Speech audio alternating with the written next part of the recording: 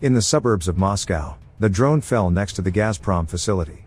The UAV was discovered 10 meters from the fence of the gas compressor station in the Kolomensky district. Disturbing times for Russians. And Ukrainian drone attacks continue to wreak havoc inside Russia itself. This is the attack on Krasnodar.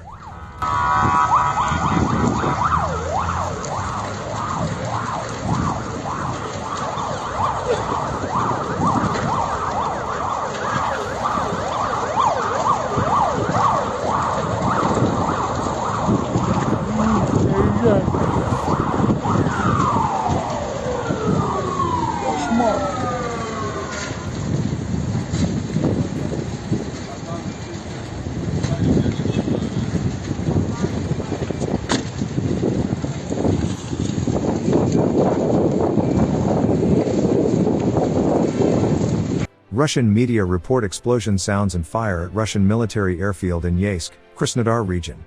Aircraft carrying rockets to strike Ukraine is located at that airfield. Really active day in Russia. On the other side, Russia is orchestrating a coup in Moldova to swallow another European democracy in total colonial occupation.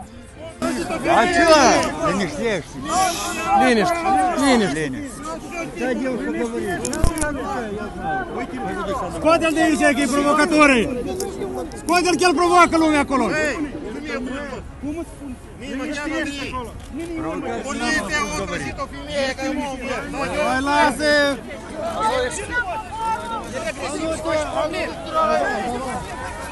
Не стреляйся, Моргет!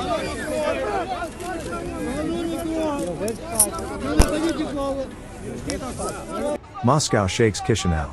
In the capital of Moldova there are clashes between protesters and the police. Protesters oppose rising prices and tariffs, demanding the government pay winter heating and electricity bills. The cries of provocateurs are heard, only Russia will help us. Ukraine is prepping to lay many mines, but I hope this isn't the standard operating procedure.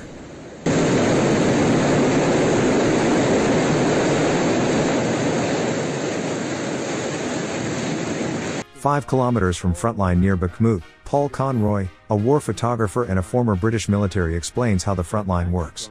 Paul knows what he's talking about. How far away are we from the actual frontline, do you think?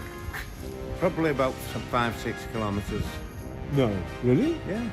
Well, haven't I just explained? No. You've got the centre, hang on, listen, you have the centre of Bakhmut, which nobody's in, you know, they're all fucking running around the rat run. But then you got all the artillery is firing 10-15 kilometers. Now that artillery is the front line, because you have, if you shoot artillery one way, you have counter battery fire coming the other way. Okay, and so that is, hang on, let me finish and you'll get what I'm talking about. Which makes the actual place where you're going to get something fall on your head about 5 kilometers from here. Frontline isn't an actual thing. A frontline is a concept where you have a lot of people fighting. And what's happening is, you got the centre of that, which is the MiG in Bakhmut, and for the next 10-15 kilometres, all around that, you have hundreds of front lines. And the further back you come, you got heavy artillery, which is in itself a front line, because you shoot out, you get artillery in. And if you want that, drive 5 miles that way or that way, and you will start getting stuff falling on your head.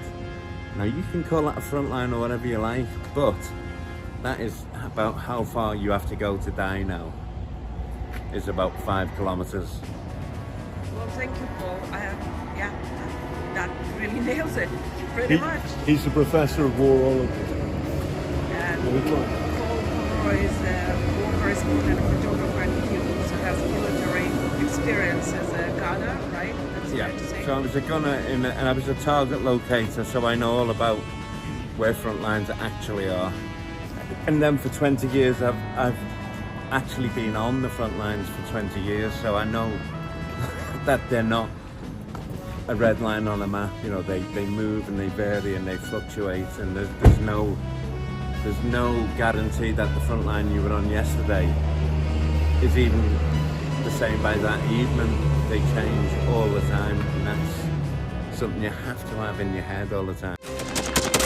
Thanks for watching, and don't forget to subscribe. Also, if you want to support Warthog Defense, please become our member and get early access to new videos, exclusive members-only videos, and become administrator in comment section. The membership link is in the description. Every day. We had a guy last week, it's 6 rescues in 6 days. You know, he's doing the job every day.